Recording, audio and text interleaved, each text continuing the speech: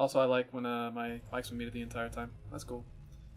That's what you get for recording things for CTL when you don't need audio and freedom to change things. Anyway, spawning here in the top right from Daily Life Esports is Ris3n. And his opponent in the bottom left from the Ris3n competitive community, it is Delta Storm.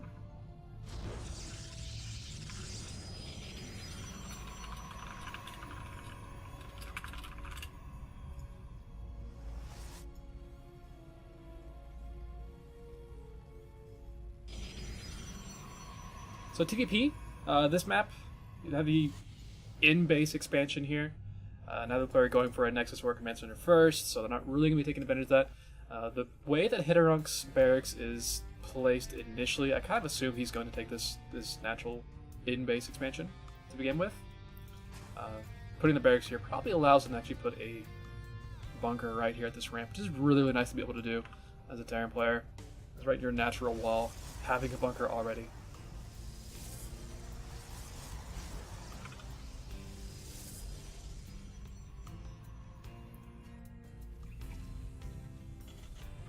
We do see the command center coming down here for Ris3n already. Delta Storm, no tech really, just so far. It does have 2 gases, so there are a lot of options available. Ris3n does have an SCV over here on this side of the map, so it's able to see everything. It knows that there's no Nexus just yet. On the other side of the map, we do have Factory on the way here for our Daily Life Terran player. Is that the barracks with the tech lab are already going into Marauder production, actually, so this looks like this could be something powerful, some sort of push coming out quickly, but there is a Stargate on the way for the Protoss player. Given how Ris3n is opening, he's opening with units that don't shoot up, he's opening with a massive supply block also. He's been supply blocked for a solid 20-30 seconds now. This Marauder's been trying to get out for a very long time. I mean, the factory, I think it built almost in entirety during her supply block. So there's going to be 2 Stargates even, so that's a whole lot of production. And Ris3n didn't see this. He did see the 1 Stargate, so he knows that is a possibility. He knows that is going to be a thing, but he didn't see the second one. It's going to be an Oracle initially. There's no engineering bay coming from our Terran player or anything. He's got another tech lab on the factory, and he's just rushing out Marauders. Marauders don't shoot up. If he goes for tanks, they're not going to shoot up either. He's going to have just essentially no response to the Stargate units that are coming across the map. He'll be fighting against these Stalkers that are going to be here to help out, but beyond that, he's not going to be too fine. First Oracle is popping out. Actually, Delta Storm even going for cannons in the middle line here. This is kind of just the telltale sign of a player who likes to go mass Stargate, is ramping up a bunch of cannons early. Showing like that's a thing that you can get away with. Stalkers do pop up, but of course Marauders deal with those very easily, and there's a tank even to help out if it wanted to do so. So again, Ris3n will be fine against this ground force, but the Oracles that are moving across the map, there's no response for.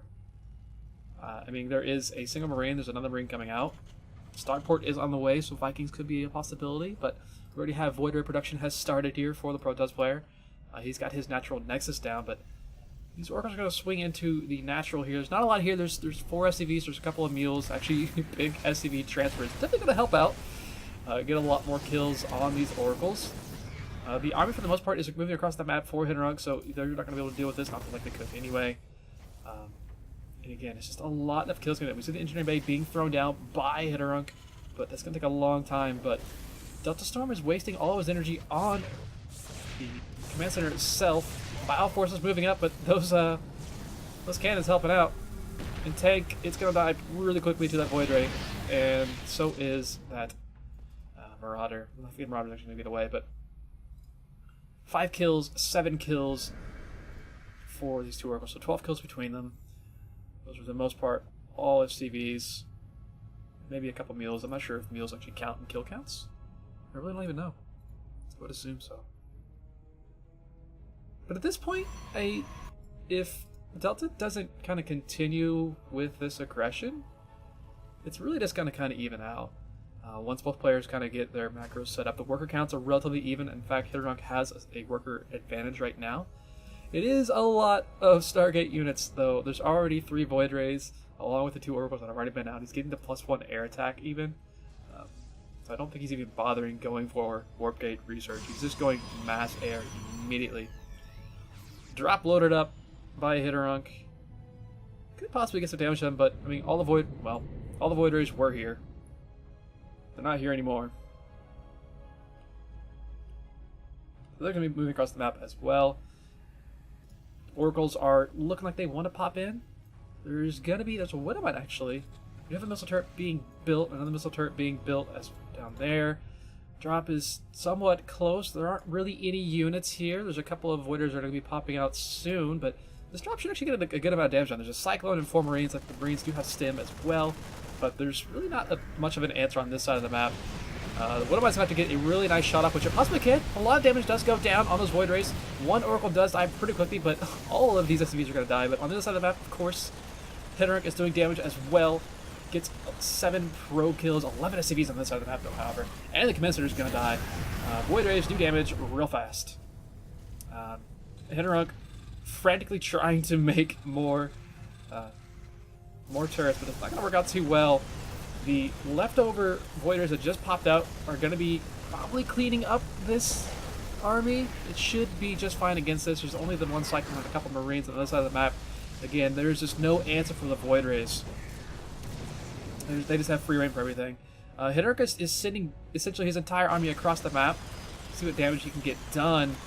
But it's going to be a base trade, but a base trade without the Terran player lifting his CC and a Terran player that's facing against the Protoss that has Stargate play. So that command center goes down, and there's not a lot left over here for our Terran player. Just a few buildings. We've got a factory, a barracks. It's barely making anything. SCVs are trying to get on out. Probes are pulled against the army that came across the map. I think they're holding their own. They might get the tank. They get the tank.